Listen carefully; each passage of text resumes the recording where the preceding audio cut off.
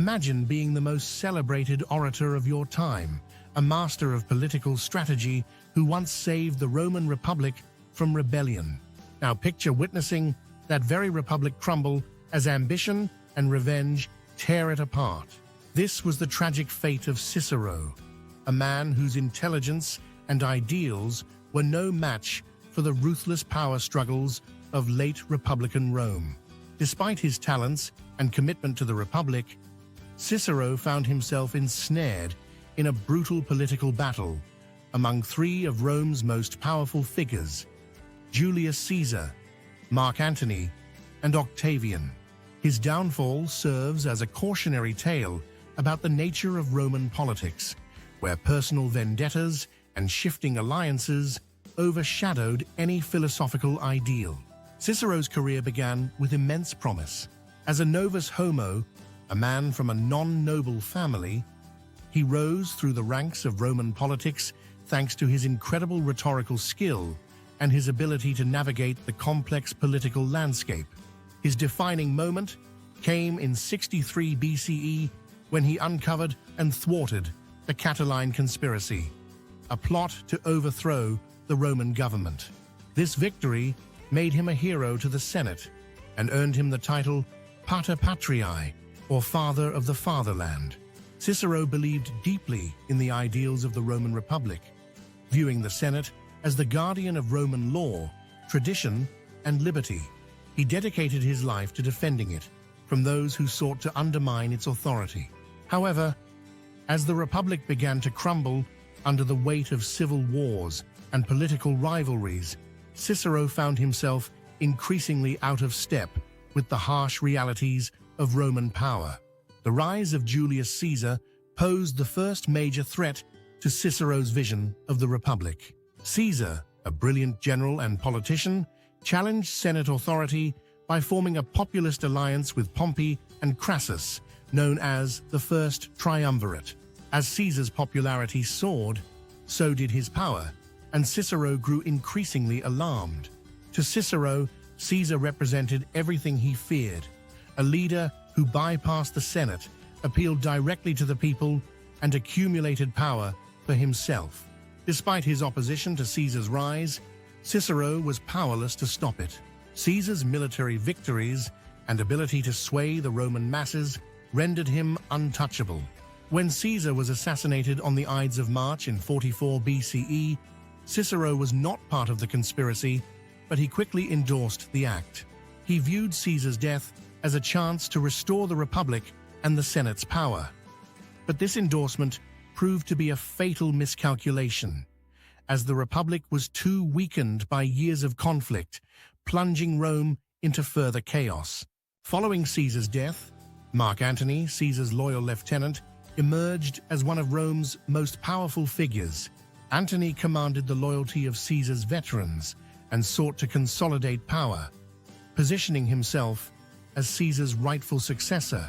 Recognizing Antony as a threat, Cicero made it his mission to eliminate him.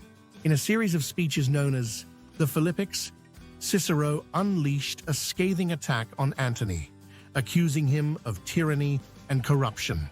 These speeches showcased Cicero's brilliance, but also turned Antony into a personal enemy.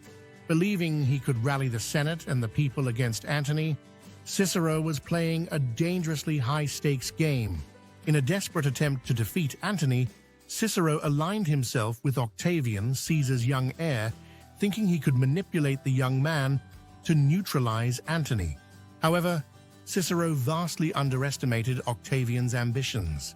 The alliance between Cicero and Octavian was short-lived. In a dramatic turn, Octavian reconciled with Antony and Lepidus, forming the Second Triumvirate. Together, they launched a campaign of proscriptions, a political purge of their enemies. Cicero, once one of Rome's most respected figures, found himself at the top of the hit list. The proscriptions were brutal, targeting anyone perceived as a threat to their power. In 43 BCE, Cicero was captured and executed. His hands and head were severed and displayed in the Roman Forum, a grim warning against defiance of the new order. Cicero's death marked the end of his dreams of restoring the Republic. Despite his intelligence and unwavering commitment to Roman values, he was no match for the ambition and ruthlessness of Antony and Octavian. Cicero's tragic fate offers important lessons about the nature of politics, especially in a system driven by ambition and revenge. Despite his remarkable talents, Cicero's downfall was inevitable in a political landscape where ambition mattered more than eloquence or ideals. He was, in many ways, an idealist. He believed in the principles of the Republic and thought that reason, law, and tradition could prevail over ambition and tyranny. However, the realities of Roman politics were far more ruthless. Power, not ideals, determined the fate of Rome. Cicero's belief that he could restore the Republic through rhetoric and alliances was ultimately his undoing. Cicero's feud with Antony became deeply personal, leading him to make political miscalculations. By focusing intensely on destroying Antony, Cicero failed to recognize how Octavian was using him as a pawn in his own quest for power. The vendettas that dominated Roman politics were more dangerous than Cicero anticipated, ultimately leading to his demise. Additionally, Cicero's belief in his own indispensability contributed to his downfall. He saw himself as the last true defender of the Republic, but in reality, Rome had moved on. The Republic Cicero fought to preserve was already collapsing, and his efforts to save it were too little, too late. In the brutal world of Roman politics, no one was indispensable, not even Cicero. Cicero's life and death illustrate the harsh realities of Roman politics, a world where even the most talented individuals could be destroyed by ambition, vendettas, and power struggles. Despite his intelligence and rhetorical brilliance, Cicero was ultimately crushed by forces beyond his control. His belief in the ideals of the Republic was noble, but it was no match for the ambition of men like Caesar, Antony, and Octavian. Cicero's downfall serves as a poignant reminder that in a political system driven by personal ambition, ideals alone are not enough.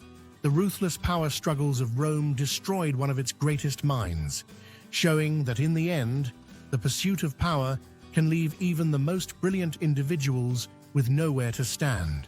If you found this exploration of Cicero's life insightful, don't forget to like and subscribe for more captivating historical content. Share your thoughts in the comments below and join us as we continue to unravel the complexities of history's most compelling figures. Together, we can learn from the past and engage in meaningful discussions about ambition, power, and legacy.